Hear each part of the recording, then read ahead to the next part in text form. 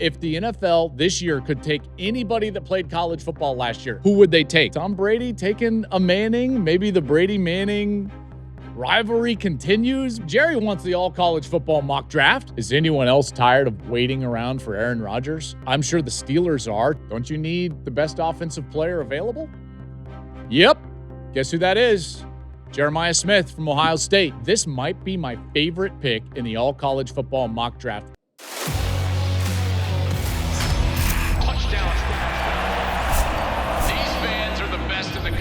A day like today is why we love college football.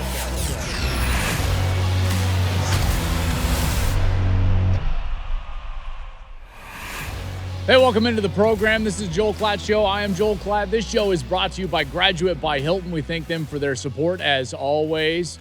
We have got a great one for you today. This is a creative, outside-of-the-box style show, and I think you're really going to enjoy it. Imagine if the NFL draft this year was a little different, and you could take anybody that played college football last year. That's right, not just guys that declare, but just anybody. Right now, the rules state that you've got to be in college football for at least 3 years before you're eligible to go to the draft. What if those eligibility requirements didn't exist and you could just draft from everyone? So you're going to have more quarterbacks. We're going to have more talent. What would it look like if you could draft all of college football? So this right here is the Joel Klatt Show's all college football mock draft. It's coming straight up. Hey, remember, follow us and subscribe on YouTube. You can hit that notification button and get all that taken care of. You can follow us wherever you want on social media. We are there at Joel Klatt Show. You can do that there. Let's dive into it right now. Okay, Raiders are on the clock in our all college football mock draft. Okay, so you can draft anybody. Who would you take if you're the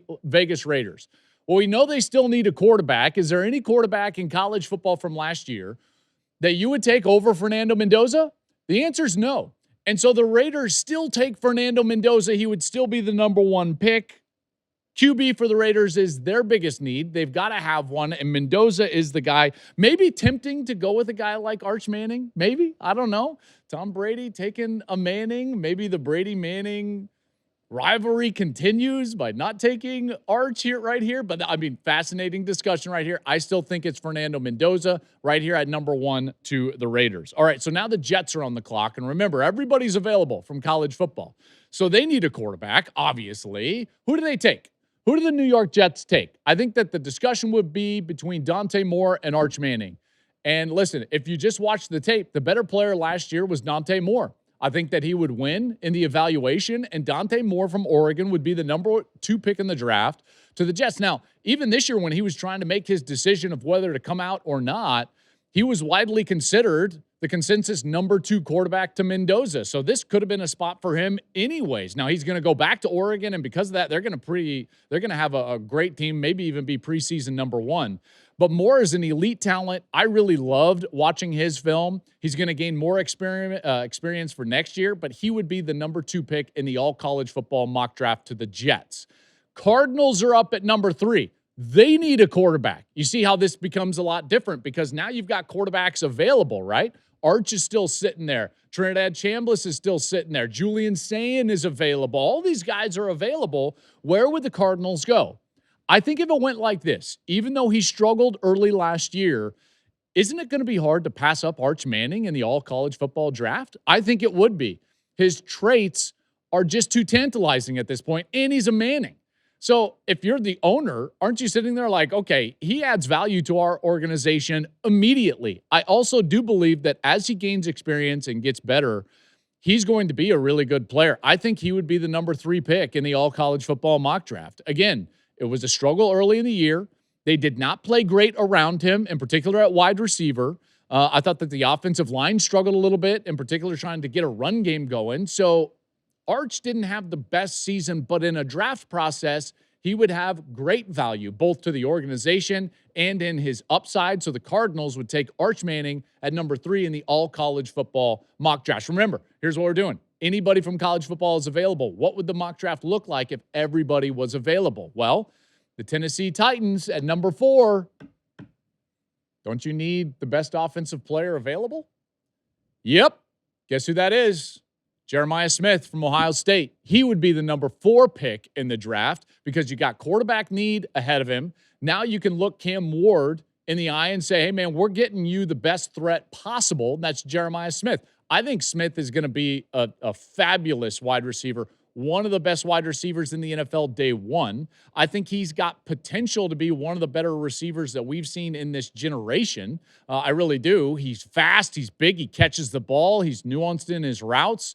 The guy is an absolute monster. He is fantastic.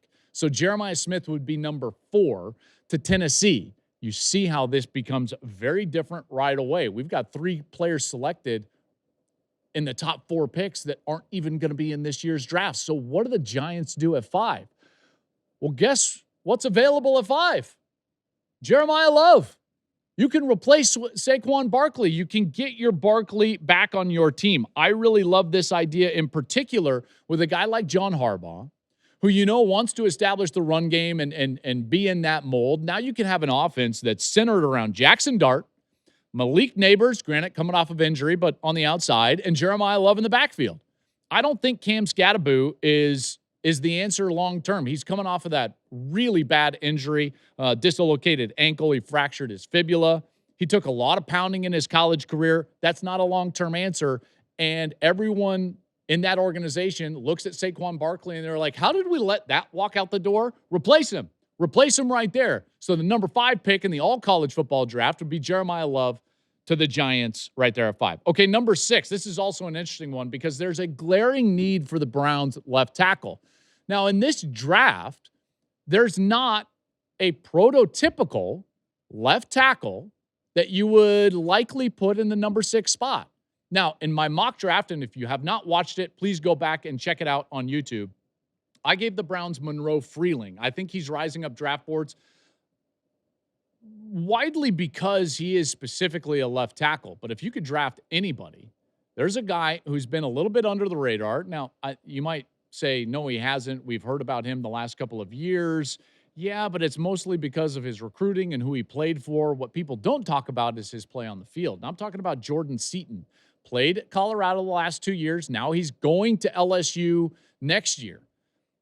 This guy he's really good as a pass blocker specifically. And I think that pairing him in front of Shedeur, pairing those back up, that's an interesting deal. I think Jordan Seaton would have a real chance in an all-college football mock draft to go number 6 to the Browns, and more specifically because of that position of need at left tackle. Fascinating discussion right there. 7, the Commanders. Okay, so the Commanders, I think they've got a wide receiver need, and there's a lot of great wide receivers out there. I think the number 2 wide receiver in the all-college football mock draft would be Carnell Tate from Ohio State. I think Tate would go to the Commanders. Jaden Daniels would get his number 1 wide receiver to build around for the future. And the 2 wide receivers from Ohio State would be off the board in the top 7 picks. This guy was overshadowed a bit because of Jeremiah Smith, and maybe rightly so, but I tell you, man, this guy is good. He's got great route running ability. He's tall. He's 6'2". He's 195 pounds. He's got good length. He gets separation. Every Ohio State receiver comes in the league, produces right away, and I think Washington would take that. Obviously, they've got that connection back to the Ohio State brotherhood, if you want to call it, at wide receiver with Terry McLaurin, and they go Carnell Tate right there. So I like that. Saints at 8. Now, here's what's interesting about the Saints at 8 is because in my mock, again, go check it out on YouTube, I gave them Mekhi Lemon because I loved the fit. Loved the fit. I'm going to stick with Mekhi Lemon. I love the idea of putting him in Kellen Moore's offense. This guy is a magician in space. I keep saying this, but he has the best feel for space in college football, in the interior. This position continues to raise its value as guys like JSN and others have really exploded in the NFL over the last couple of years. So Mekhi Lemon to the Saints. I think in an all-college football draft, he would still be a top 10 pick, and you would put him to the Saints. Now, here's what's interesting, is that because of positions of need and some of the value that you can get and retain at the top, you've got a lot of guys that aren't in this draft that have now been selected, which means that the top players in this draft are starting to get insane value. I know that the Chiefs need a corner. I totally understand that. And there are some good ones out there. There's no doubt. I'm thinking about Leonard Moore right here from Notre Dame or Mansour Delane from LSU. Like, great corners. But guess who else is out there?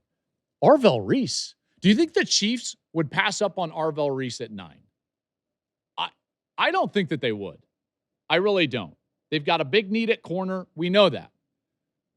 But this guy could be like insanely good. And I know this comp is going to, don't roll your eyes on this, but you think about explosive edge defenders in Kansas City. I can't stop thinking about watching as a kid, watching my Denver Broncos and watching John Elway have to run away from Derek Thomas.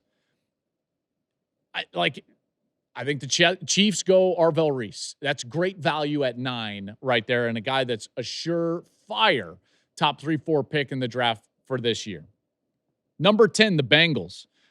They need edge rusher, in particular after Hendrickson walks out the door with that whole debacle with the Ravens and Crosby from the Raiders, and that goes down, and they don't have to give the first 2 picks, and they get Hendrickson from the Bengals, and now all of a sudden the Bengals have an edge need, and there's David Bailey from Texas Tech. I love David Bailey.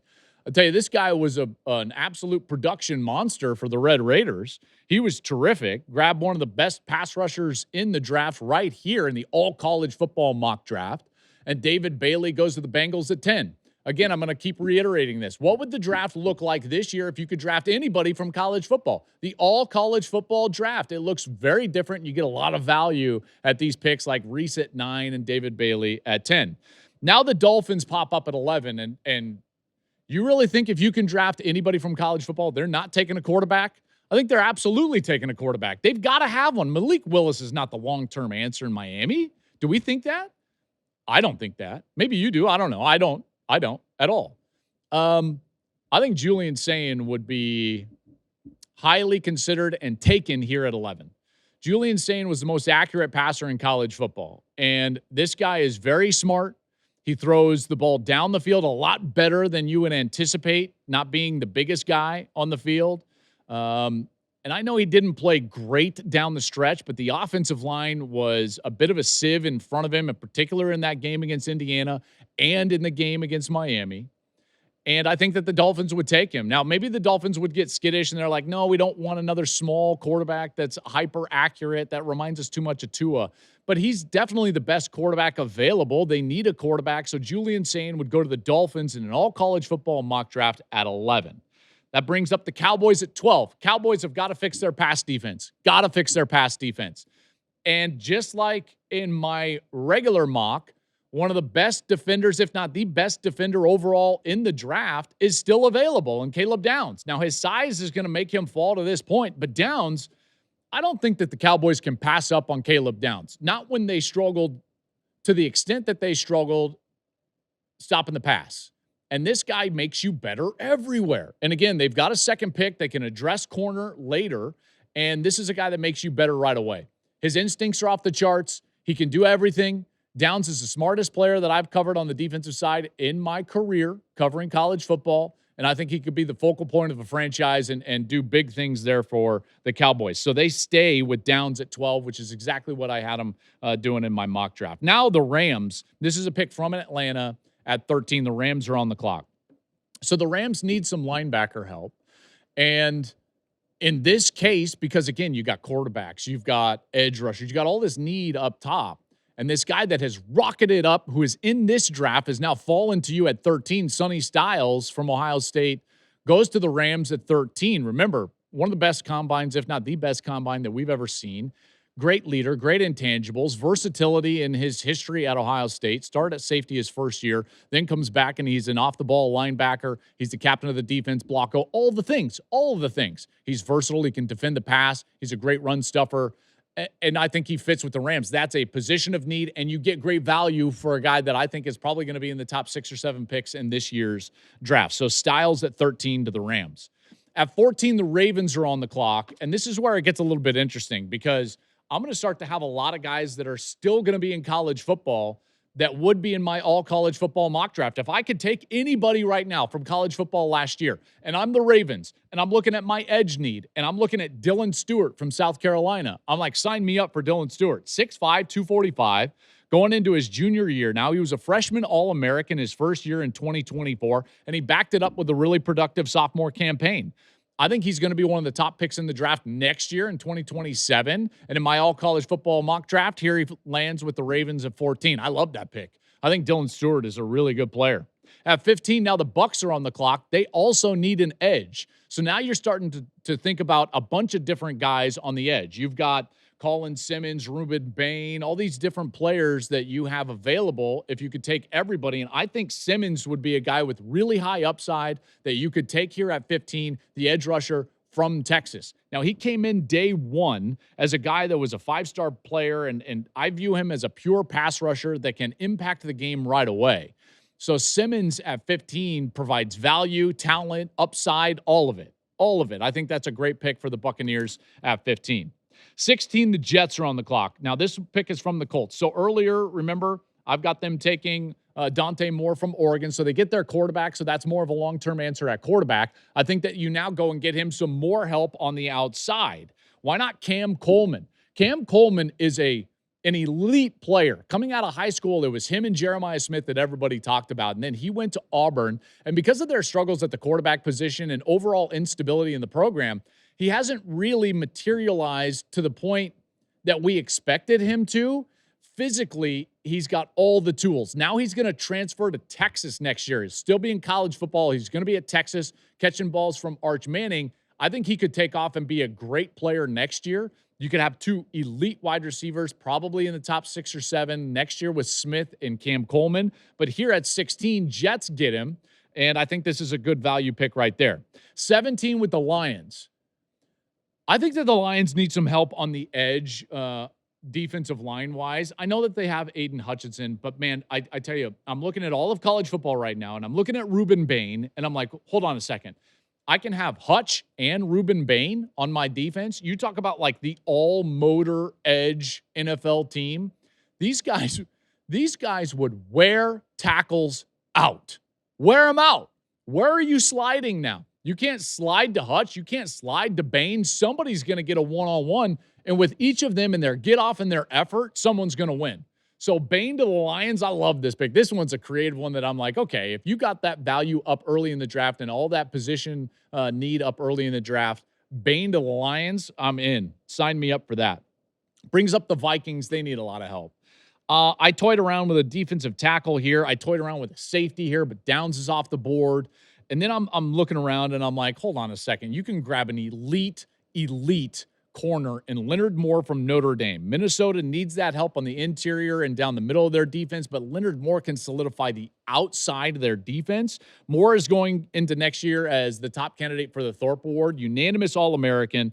He's excellent, man. I tell you, Leonard Moore is an absolute ball player, and here I think he gets the nod over Mansour Delane in terms of top corner in the draft, and he would go to 18 because, again, of all that need in front of him. If you're just joining us or if you've scrolled ahead on YouTube or if you fast forwarded, here's what we're doing today. All college football mock draft. If the NFL this year could take anybody that played college football last year, everybody's eligible, who would they take? That's what we're doing right now. It's a fun experiment. 19, the Panthers. So the Panthers would be on the clock. And Bryce Young, I think, needs a little bit of help. And I think Bryce Young needs some help in the red zone. So where am I going? Red zone help for Bryce Young. Say it with me. Kenyon Sadiq, tight end from Oregon. I love this pick. Go along with a game-changing tight end in the middle of the field. Now he's going to be paired up with Tet McMillan, who I think is a really good outside wide receiver. Love that pick for the Panthers. Sadiq provides a lot of balance to your offense because he's an elite-level blocker, and he's an elite-level pass catcher with great athleticism. Just look at his numbers from the combine. Now the Cowboys are back on the clock. This is their second pick of the first round, so I had Caleb Downs to the Cowboys earlier. I think he improves that pass defense right away and their overall defense. And now they can go more specific to the pass defense and get outside help because now you're starting to get great value. This year's top corner in this scenario, still on the board, Mansour Delane, the All-American from LSU, goes to the Cowboys, and they get Downs and Delane to fix that pass defense. You bet. Give me Jerry wants the all-college football mock draft. You bet. I'm absolutely on this. Those two immediately fix that defense, at least from the pass defense perspective. What's up, Klatt Show fans? If you're looking for a way to get out of the house or for a gift for your friends and family, I have your solution, and it's SeatGeek. With over 35 million downloads, SeatGeek is the #1 rated ticketing app. Now, there are more than 70,000 events listed, like concerts, festivals, sports, and much more. Now, I know college football is several months away, but you can still score tickets to all of your favorite sporting events like Major League Baseball, NBA. You can even get tickets to the World Cup on SeatGeek.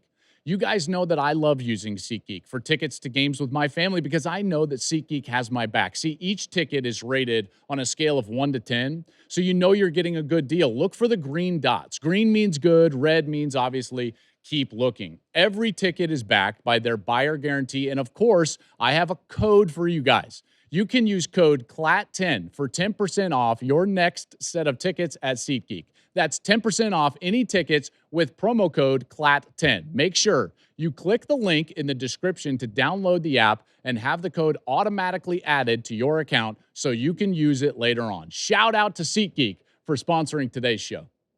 21 Steelers. Here we go. Guys, is anyone else tired of waiting around for Aaron Rodgers? I'm sure the Steelers are. Do you want a long-term solution at the quarterback position? Yes. Here's a guy I love. I love his mentality, his leadership.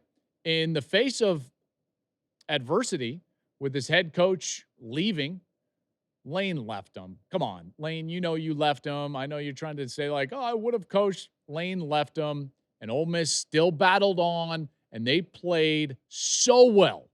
Trinidad Chambliss, let's go. Come on. Trinidad Chambliss was excellent down the stretch, and he's the type of guy that I think is just scratching the surface. Remember, he transferred in from Ferris State, wasn't even the starter to begin the year, and then played that well down the stretch. I'm in. Steelers take Trinidad Chambliss. If he has another year like he did a year ago, remember, there was some question about where he would be, where the eligibility was going to land. So Trinidad Chambliss in the all-college football mock draft, 21 to the Steelers, he's in the first round. At 22, the Chargers would be on the board. The Chargers need help on the interior of their offensive line. Well, in this scenario, the best interior offensive lineman in college football from last year is available to you. You've got Vanga Yawanye from Penn State. Here he is. Boom. Athleticism, toughness, physical, run the football. Jim Harbaugh loves it. I think he loves this type of guy. He's versatile. He can play different positions. They put him in motion. I think this is the prototypical Harbaugh interior offensive lineman. Yawanye is the guy at 22 to the LA Chargers. At 23, the Eagles are on the clock. And here we go. Like, they need to replace Lane Johnson. And my top offensive tackle on the board for this season is still available if this is an all-college football mock draft. And Francis Maui Noah from Miami goes to Philly and replaces Lane Johnson. Tailor-made. I love that. Like, absolutely. If they could do that, they would run to the podium if he was available, and he would be the selection for Philadelphia. Love him as a run blocker. I think he will continue to develop and get better as a pass blocker. That's a really fun pick for the Eagles right there. Maui Noah to the Philadelphia Eagles. I think Saquon would love that, by the way, in front of him. He can own that line of scrimmage. 24, the Browns. Okay, so the Browns earlier in the first round, we've got them taking Jordan Seaton. And in this one, I think that you go with offensive threat. I think you go with dynamic playmaking ability. I think about Shedeur Sanders as your quarterback as more of a point guard. Get that guy, someone that can win in space. This might be my favorite pick in the all-college football mock draft because this guy is unreal. Malachi Toney from Miami. Absolutely. I wish his foot would have hit inbounds in that playoff when he had that insane one-handed catch. Like, we would have been talking about that catch forever. Malachi Toney is so good, and they were creative with the way that they tried to get him the football. The offense was stagnant at times for Miami, not all the time, but at times, until they would try to get the ball to Toney. This guy is outstanding. I love this, and I love this pick. He was a dynamic playmaker as much as anybody in the country, and here he is at 24 to the Browns. 25 to the Bears. Okay, so the Bears, they need help on the defensive line. They can land a guy who could be a top defensive tackle in next year's draft. I look at the defensive tackles for this year. I'm not as in love with him as I am with a guy like David Stone from Oklahoma. David Stone would be a really solid pick for them. He's been a monster for Brent Venables and OU. He's only getting better. Big reason why they were so dominant on the defensive side. I think the three best defenses in college football last year were Ohio State, Indiana, and Oklahoma. Those three were outstanding, dominant defenses. Every one of those teams did a great job with their defensive line in different ways and creative ways, but Stone was that key for Oklahoma and Venables, and I've got him going to the Bears here at the 25th pick. 26 to the Bills. I still like the idea of safety here. Jim Leonhard running the defense, and there's a guy here that I'm like, oh man, if this guy was available, again, all college football mock draft, KJ Bolden's available. I would take KJ Bolden here from Georgia. He's outstanding. He played a ton of football already. Played a lot as a true freshman for Kirby. Was a starter last year as a sophomore. Was the number one safety recruit out of high school. He's 6 foot, 195 pounds. Only going to get better, high upside. Bills take KJ Bolden. Love that pick right there. 27, the 49ers. Great example about how fit matters here. During this process, I had Monroe Freeling as the best left tackle in this year's draft. So I have him getting selected all the way up inside of the top 10 to the Browns at number 6. But here, he's more adequately positioned, or I say appropriately positioned at about 27, which is, I think, where he should get drafted. And the San Francisco 49ers can start to prepare for the long-term outlook of their offensive line. And Monroe Freeling is going to come in as a true left tackle and take over eventually that left tackle spot for the 49ers. They need to do that in a hurry with Trent Williams. 28 to the Texans. I still like offensive line here, in particular with the way that they played down the stretch, and they could not protect C.J. Stroud. And then he did not play well under that duress. So solidifying the offensive line would be a huge point of emphasis if I was making decisions for the Texans. And that's where Spencer Fano comes up from Utah. You can take him. He's got position versatility. He can play tackle. He can play guard. I like that selection right there for the Texans. Again, the all-college football mock draft. And now all of a sudden, these guys that have great value are getting selected here late in the 20s. At 29, the Chiefs pick. This is from the Rams. Chiefs traded away Trent McDuffie. They lost Jalen Watson to free agency, their two starting corners. They replaced them with Ellis Robinson out of Georgia. He was my number one overall recruit in the country out of high school, and then he was a second-team All-SEC as a redshirt freshman last year. I think he's got tremendous upside. Remember, earlier in the first round, they've got 2 first-rounders. I took Arvell Reese in this all-college football mock draft because you just can't pass him up right there at number 9. But they do need corner. They need corner desperately after they've been decimated here in the offseason at corner. Ellis Robinson, he's a guy that I really, really like, and you don't have to jump into that Jermod McCoy, like, is he healthy type of projection. You get a guy that you know can come in and play right away, so Ellis Robinson would be the pick right there.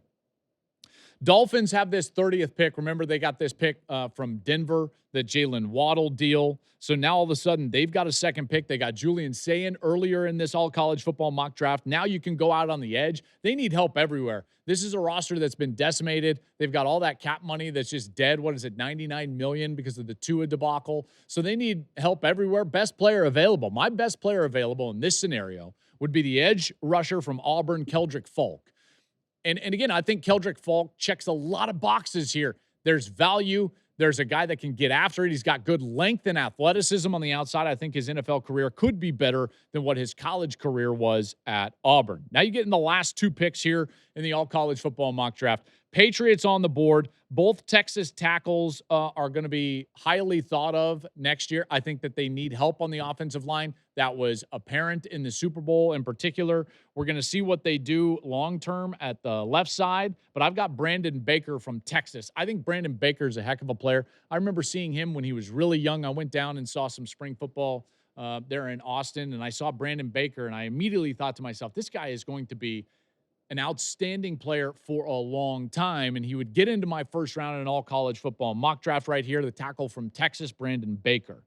Then the Seahawks have the last pick in the first round. Kenneth Walker was vital to them offensively, and I think they would need to replace him.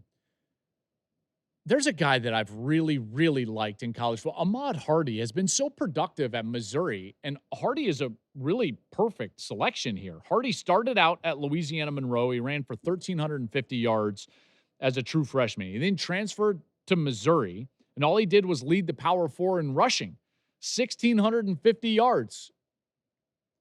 Give me a productive guy, man. And like, I think it's in the vein of Kenneth Walker right here. Very difficult to bring down. He led the Power Four by forcing 97 missed tackles, and that was even in the SEC. So Ahmad Hardy from Missouri gets in the all-college football mock draft at 32.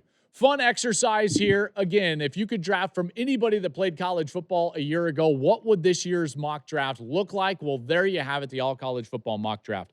Hey, listen, before we get out of here, really quickly, this is a really special show today.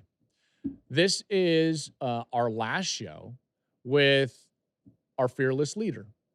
Catherine Cordaji has been our producer in the chair for every single Joel Klatt show since we started. And I can't tell you how much she means to me and the work and the tireless work and the care that she has had for this show. Really leading our team in such an amazing way. And her husband, Adam, got a great opportunity, and we are so thrilled for them. They're going to be moving to Tennessee. And I just want all of you to know that she cares about you, the college football fan. She works tirelessly to make this show what it is. I could not be more proud to work with her, and I wish her nothing but the best. Catherine, you are the best. Thank you so much for all of your work and all of your care for this show. This show is yours. Congratulations. Good luck in Tennessee.